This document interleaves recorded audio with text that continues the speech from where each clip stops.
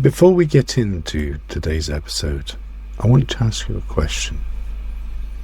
Now, I don't want you to think about it. I don't want you to analyze it. I just want you to feel it, to let it settle. Have you ever said, I am abundant, I am enough, I am worthy, and felt nothing? Crickets, a vast emptiness. Or perhaps there was something even quieter than nothing. A little voice saying, no, you're not. That gap between the words we say with affirmations and what our body, our subconscious, is prepared to believe, that's not down to a failure of willpower. That's not down to a lack of effort from not saying the words enough or with enough intention. That is biology. And today we will work with the biology. Hi, it's Damian, and welcome back to the Abundance Frequency. So yes, today we are going to be getting into somatic affirmations and really understand what they actually are and why they work so differently from anything I'm willing to bet you've tried before. By the end of this episode, you'll understand why traditional affirmations don't tend to take root, they don't settle. And you'll have experienced a somatic affirmation, not as a concept, not as a vague idea or a thought pattern, but as a real sensation. Now, if you found this channel, you've probably already tried the conventional approach. You may well have stood in front of a mirror, reciting the affirmations, telling yourself that you are enough, that you are already abundant. Yet something still hasn't quite landed. And this episode is about that gap and what lives inside it. So here's what most people don't realize about affirmations. The problem is never in the words. I am abundant. I am already wealthy. I am enough. Those are beautiful statements. They're beautiful words. They are certainly in the right direction, and the intention is very real. But there are two completely different systems inside us, and traditional affirmations only speak to one of them. As you're no doubt aware, we have the conscious mind, which is the smartphone. It operates at about 50 bits a second. And then we have the subconscious mind, which is the supercomputer. It operates at about 11 million bits per second. Traditional affirmations only speak to the 50. They only speak to the smartphone. And yet, it's the supercomputer that's running everything else. It's that's running the whole game. It's creating our reactions, our emotions, our intentions, everything inside us. And that speaks in a very different language, because it doesn't speak in words. It speaks in experience, in sensations, in resonance. The quality of your breath, the tightness in your chest, maybe the ease in your shoulders, or a warm glow. Now, just for a moment, I'd like you to just sit with a question. Don't answer it, just let it settle, just feel it. What if you've been speaking to the wrong part of yourself? Traditional affirmations work on a principle of what I like to call as top-down. They focus on the mind in the hope that the body will begin to feel, the body will begin to experience the words in the mind. Now, this does actually work for some people, yet for many people it hits a wall. Especially with people who have limiting beliefs, who have self-doubt, who have a scarcity pattern. Because the subconscious is much older and much louder than the mind. and certainly has a higher priority. It controls too many important things to get bogged down with thoughts. So when that speaks, you better believe it. It takes priority. You can think of it like painting a wet wall. You can have the most beautiful paint. You've gone out there, you've picked the perfect colour, and there you are with a paintbrush in hand, stood before the wall, and you start slapping on that paint with all the gusto you can manage, but the wall is still wet, and the paint slides off. Not because the paint is wrong, it's still a beautiful paint, because the surface wasn't ready to receive it. And that's much the same with traditional affirmations. We are painting onto a wet wall. We're not ready to receive it. Our body, our subconscious, just lets it go, rejects it. Whereas somatic affirmations prepare the wall first. They prepare our subconscious. They anchor it into an existing sensation. Just for a moment, I'd like to go through what somatic actually means. It comes from a Greek, soma, and it means the body, but not just in the physical sense, not in the arms and legs. It does mean that, but it means so much more as well. It means the energy within the body, the subconscious, the emotions, the states. So when we do a somatic affirmation, we don't begin with a statement. We don't begin with the word. We begin with a sensation. We work from the ground up, not the top down. We generate the feeling physically, not from the imagination, not from wishful thinking, but from some thread that we already understand, that we have already experienced. Because when your body holds a felt sense, the words become a recognition. Your affirmations becomes an index, a recognition of this is what I want, not an instruction. It's an agreement, not an effort. It's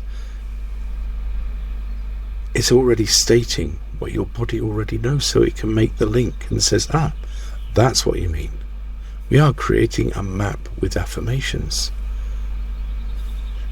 And the traditional approach is very much belief first, feel later. Whereas the somatic approach is feel first. Because then that belief, those words, those affirmations, have somewhere very real to land and be absorbed. Now, let's be straight. I want to be clear. We're not bypassing the mind. The mind is extremely valuable in this context, in this application. It's not the enemy here. This is about the order we do things. We start with the body, and then we move on to the words. Because when we have the supercomputer behind everything saying, this is what I know, the words become a recognition. They don't become a begging letter. They're not a request. We're not reaching for something. We are recognizing what is already there. This is exactly why I created the Abundance Within course. It's about creating lasting change, teaching the body where it's already abundant, and learning to talk the language of the universe. And that's exactly what we're beginning right now. So let's get on with that. Should we give it a go? Come on, together, right now. Just settle back if it's appropriate. Make yourself comfortable. Take care your spine is straight. If it feels right, you can close your eyes or soften your gaze. Now breathe in through your nose and let it go. And take another breath in. That's it. Allowing the shoulders to drop, the body to relax. Not a forced relaxation, just a permission to let go. A signal to your body and it doesn't need to be tense right now. And I'd like you to bring your attention gently into the body. Not to change anything, just to notice anywhere that you're holding tension. Maybe in your jaw, hands or shoulders. Nothing to do. Just notice and observe. Now, I'd like you to think of one small moment from today or from this week. It doesn't need to be significant, just something small that was positive. Perhaps the coffee was good. You found a seat. Something landed well. The sun was warm today. A moment, however brief, however small, where something just worked. A quiet yes in your life. Just let it come to you in its own time. You don't need to search. Now, don't stay with the details of it. Let your attention drift down into your body. And just notice, where does that moment live in your body right now? Get a sensation of it. Perhaps a small warmth, a brief release, or a gentle softening. Maybe just an echo of it, a thread, the hint of it. That's enough. That's it. And rest your attention there, gently, like a hand on the shoulder of someone you love. Don't try to change it. Just notice it for what it is. Let it be exactly as small as it is. And if your mind happens to wander, that's natural. Just notice and come back to my words. Now, from inside that feeling, I want you to ask, what word does my body want to give this? Don't think, don't choose. Just let whatever arise first arrive. Whatever word your body decides is perfect. Letting the body name what it's already holding. That's it. And hold that word gently.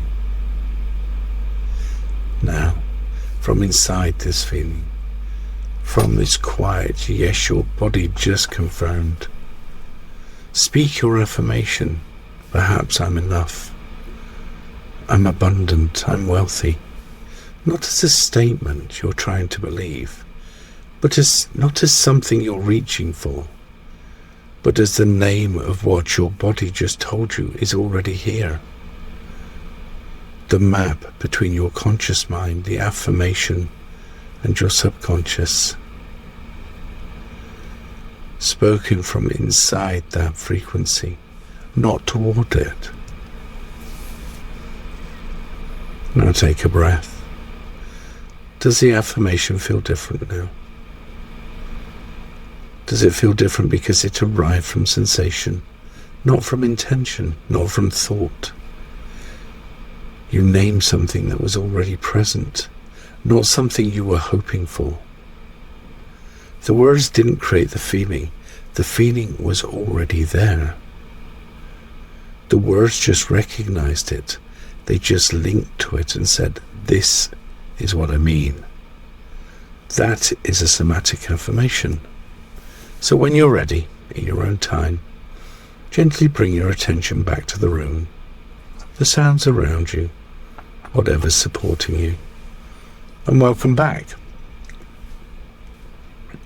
Now, that might have seemed quieter than you expected, perhaps softer. It's well documented that the subconscious, the universe, speaks in a whisper generally, and it can often feel more like listening than declaring than stating, and that was intentional. We're not painting that, We are preparing the wall. So one thing to carry with you into the week. Next time you reach for an affirmation, just pause for a moment. Turn your attention to your body and ask your body first, where have I already felt this? Even faintly, even once, even for a moment. And find the sensation first. And then speak the affirmation. That shift in the sequence is the whole point. The body first. The words enter the system, they become absorbed. They coat the surface. You're not just scattering paint randomly in the hope that it's going to cover the wall. Abundance isn't manufactured, it's remembered. Because your nervous system, your subconscious already knows what enough feels like, what abundance feels like. You just have to make the link. And somatic affirmations help you find your way back to that knowing. And with gentle, regular, patient practice, you can make that second nature. Your baseline shifts through familiarity, not through effort. You stop trying to attract abundance and you start to recognize it because you've tuned yourself to its frequency. And that really comes down to the Abundance Within course, because that's where our conversation with the universe starts. We speak in the language that the universe understands, which is the same language as our subconscious. We let it know what we want in a way it understands, so it can give it back to us, so it can echo it back. And we are resonant between our beliefs and our desires. I've put the link below in the notes, so feel free to join me. The module 1 is actually free, just so you can try it out, so you can get a feel for it. And if you haven't already, why haven't you? Go ahead and hit subscribe. You don't really want to miss a single episode of this. And when you hit subscribe, you are letting other people know that this might be useful to them. So next week, we're going to move into why your nervous system may have been wired for scarcity before you even had a word for it. And where that wiring actually comes from, who put it in there. And the very first somatic step to gently begin to change it.